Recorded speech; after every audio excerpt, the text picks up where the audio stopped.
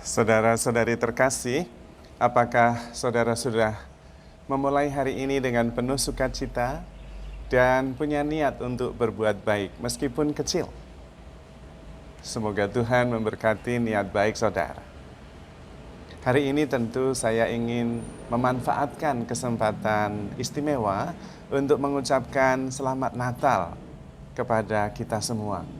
Semoga damai, sukacita, dan harapan Natal sungguh-sungguh menjiwai kehidupan kita, kehidupan keluarga maupun kehidupan bersama. Natal sangat istimewa karena sudah ditunggu berabad-abad. Merupakan sebuah peristiwa unik yang hanya sekali terjadi, yaitu ketika Allah menjadi manusia. Dan itulah shalom, itulah selamat ketika Allah dan manusia menjadi satu. Tentu itu menghapuskan segala kekhawatiran dan nasib buruk manusia yang berakhir dengan kematian. Karena kelahiran Yesus membawa kehidupan kekal. Ketika Allah dan manusia menjadi satu, maka yang fana dan yang ilahi bersatu. Yang fana kemudian disempurnakan di dalam keilahian.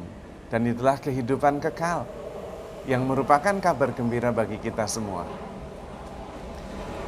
Jalan kehidupan kekal adalah jalan kasih. Ketika Allah menjadi manusia, Allah menegaskan bahwa saya mencintaimu. Dan karena itu, aku ingin selalu bersamamu, Immanuel. Dan itulah keselamatan. Ketika Allah selalu ada bersama kita, selesai. Dan itulah kabar gembiranya. Itulah yang kita tunggu sekian lama. Yang patut kita rayakan. Karena kemudian kehidupan kita tidak lagi dibayang-bayangi oleh maut. Tetapi oleh kehidupan, oleh kebahagiaan, oleh kesatuan dengan Tuhan sendiri. Karena itu kita menemukan Tuhan justru di dalam diri kita masing-masing. Karena di sanalah kita bisa bersatu dengan yang ilahi. Tuhan ada di hati kita. Melalui cinta, kita bisa bersatu dengan Sang Cinta. Karena cinta itu hanya bisa sempurna atau bukan cinta. Cinta yang terbatas bukan cinta, cinta yang ada syaratnya juga bukan cinta, cinta yang terbagi-bagi juga bukan cinta. Maka cinta itu hanya bisa sempurna atau bukan cinta. Karena itu Tuhan mengatakan, hendaklah engkau sempurna seperti Bapamu yang di surga, sempurna adanya. Melalui cinta itu kita mencapai kesempurnaan dan kesatuan dengan Tuhan sendiri. Dan itulah kehidupan kekal, itulah keselamatan, itulah kebebasan dari seluruh penderitaan. Karena dengan mencintailah kita bahagia. Dan memang kita adalah cinta itu sendiri. Sejak diciptakan, kita mendapatkan daya hidup ilahi dari Tuhan sendiri yang dihembuskan ke dalam diri kita. Dan itulah diri kita yang sebenarnya. Daya hidup, daya cinta yang menyatukan, yang menyeimbangkan, yang menyembuhkan, yang menghubungkan kita dengan ciptaan yang lain, kita dengan sesama, dan kita dengan Tuhan. Maka sungguh pantas dan layak kita bersyukur kapan saja senantiasa, karena kita sudah melampaui seluruh persoalan yang kita hadapi di dunia ini. Karena kita mendapatkan kesatuan dengan yang ilahi, dan itu berarti hidup yang kekal, berarti seluruh persoalan duniawi yang pada suatu ketika akan berlalu sudah bisa diatasi. Karena itu juga Tuhan dalam Injil Yohanes mengatakan, tidak ada orang yang bisa memenangkan dunia kecuali dia yang mengenal Kristus, yang mengaruniakan kehidupan kekal kepada kita. Karena dunia ini sifatnya sementara, sementara kehidupan kekal dianugerahkan Tuhan kepada kita. Maka yang kekal itu telah membuat yang sementara terlampaui. Dan disitulah kemenangan kita. Suka dan duka, kesuksesan, kegagalan, semua akan berlalu. Tetapi kita akan hidup untuk selamanya. Di dalam Tuhan, di dalam kedamaian. Dan disitulah kesatuan kita dengan Tuhan menjadi nyata.